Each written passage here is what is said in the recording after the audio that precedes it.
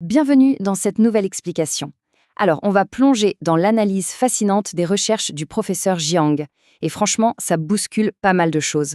Ça remet complètement en question la façon dont on comprend le comportement des enfants, l'idée même de la réussite et surtout ce fameux grand mythe de la volonté. L'idée aujourd'hui, c'est de découvrir ensemble comment de toutes petites interactions familiales au quotidien finissent carrément par façonner notre société entière. C'est un véritable changement de paradigme qui s'annonce, croyez-moi. Au programme de cette analyse, on va suivre un vrai parcours. D'abord, les 3 grandes différences dans l'éducation. Ensuite, on parlera de la question de l'attitude, avant de s'attaquer au fameux mythe du test du marshmallow. Puis, on explorera la résilience et l'introspection, pour finir sur une réflexion assez percutante concernant l'inévitable hiérarchie sociale.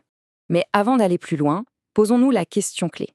Est-ce que la réussite, c'est vraiment juste une question de volonté ? Pendant des décennies, on a cru que oui. On pensait que la maîtrise de soi était le seul vrai moteur du succès. Mais, et si tout dépendait plutôt du contexte initial et des ressources disponibles dès le plus jeune âge ? C'est exactement cette croyance traditionnelle que nos sources viennent démanteler aujourd'hui.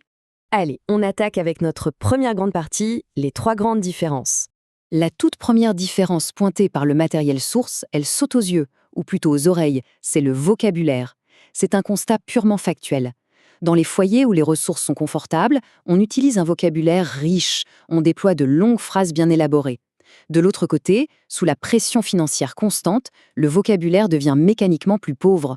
Les interactions se transforment souvent en ordre simple du genre non ou va-t'en. Donc dès le départ, l'environnement linguistique crée une séparation vraiment nette.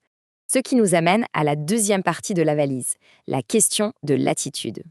Ici, les sources opposent 2 approches éducatives qui n'ont absolument rien à voir. D'un côté, on a une attitude bienveillante, axée sur l'explication et la pédagogie, typique des environnements aisés. Et de l'autre, quand les ressources viennent à manquer, l'attitude devient beaucoup plus autoritaire, stricte, basée sur le commandement. Et attention, l'analyse ne juge pas du tout. Elle observe juste que cette autorité, même si elle marche très bien à court terme pour faire obéir un enfant, eh bien, elle engendre un climat de fond radicalement différent. Pour bien comprendre, il n'y a pas de meilleur exemple que l'analogie de la plaque de cuisson chaude. Imaginez, étape 1, un enfant touche le feu et se brûle. Étape 2, la réaction. Le parent qui a des ressources, il va s'asseoir, rassurer l'enfant et lui expliquer calmement le danger médical. Le parent, écrasé par la pression et le stress, lui, il risque de réagir par une menace physique « ne refais jamais ça ou tu vas prendre une raclée ». Et le résultat final à l'étape 3 est stupéfiant. Le premier enfant comprend que le monde est un endroit sûr où on le respecte. Le second, lui, intègre direct pour sa propre survie que le monde est effrayant et qu'il faut craindre les adultes. C'est fou, non ? Une simple réaction vient de forger toute une vision de la réalité. Et quand on sort de la maison pour entrer dans le système scolaire, ce schéma s'amplifie énormément. L'enfant issu d'un milieu favorisé, il voit le prof comme un ami. Il lui sourit, créant une super dynamique. L'enfant élevé dans l'autorité stricte, en revanche, adopte direct une stratégie de survie. Pas de contact visuel, absence de sourire, stress latent. Le vrai drame relevé par les recherches, c'est que les profs se trompent souvent sur ce stress défensif. Ils le prennent à tort pour le comportement d'un enfant prétendument difficile. Ce qui met en lumière la 3e et dernière grande différence, la stabilité face aux promesses. L'analyse pointe ici une réalité un peu douloureuse qui n'a rien à voir avec l'amour des parents, mais tout à voir avec le portefeuille. D'un côté, on promet des vacances, on s'y tient, et ça crée un monde hyper prévisible. De l'autre, on promet une sortie au fast-food, mais si la fin du mois est trop dure, la promesse est brisée.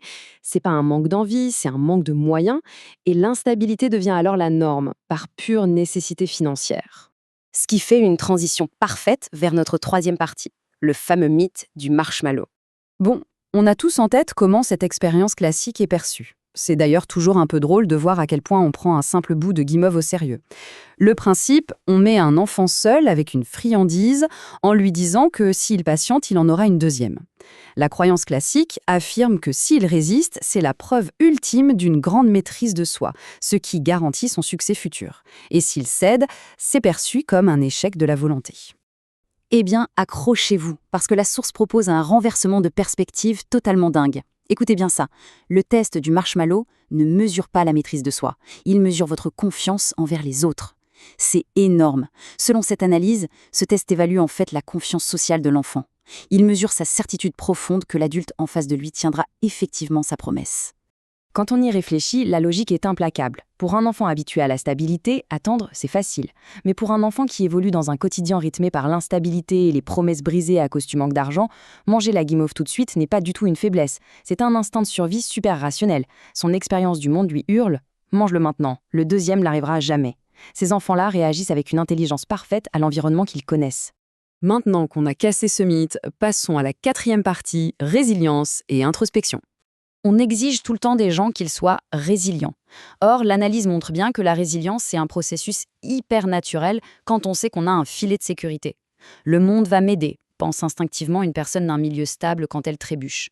À l'inverse, pour quelqu'un qui vient de la pauvreté, l'échec n'est pas une simple leçon, c'est une sanction brutale qui lui envoie ce message « je n'aurais même pas dû essayer ». Tenter sa chance et échouer vient juste confirmer cette croyance douloureuse que personne ne sera là pour amortir la chute. Et c'est la même histoire pour l'introspection. S'analyser, chercher à s'améliorer, ça devient une tâche herculienne. S'évaluer sous un état de stress permanent, ça ne révèle bien souvent que de la douleur et de l'anxiété. Quand un enfant soumis à cette pression constante regarde au fond de lui-même, il ne trouve pas une petite bulle paisible de développement personnel. Pas du tout. Il y trouve simplement le reflet de son propre instinct de survie. Ce qui nous amène à notre dernière grande réflexion, la 5e partie, l'inévitable hiérarchie sociale. Si on prend un peu de recul pour regarder le système en entier, le constat est assez lourd. On a vu plein de systèmes éducatifs essayer d'imiter artificiellement les environnements aisés. On force sur le vocabulaire riche, on mise sur des profs hyper bienveillants, on offre de la stabilité. Sauf que l'analyse montre que ces tentatives échouent souvent sur le long terme. Pourquoi ? Parce que le jour où ces enfants franchissent les portes de l'école, leur vision profonde du monde est déjà cimentée. Et tenter de changer le comportement des parents ne fonctionne pas non plus. Le fossé reste là, tragiquement figé. Et on va clore cette explication sur une pensée soulevée par les données qui fait vraiment gamberger. Si l'école ne peut rien y faire, si ses fondations initiales sont intouchables, est-ce que la hiérarchie sociale est une fatalité structurelle ? Tous ces détails nous poussent vraiment à repenser totalement notre vision du libre arbitre et de l'égalité. Imaginez que des destins entiers sont forgés bien avant d'entrer dans une salle de classe, avouez que ça donne sacrément envie d'explorer plus en profondeur les fondements même de notre société, n'est-ce pas ?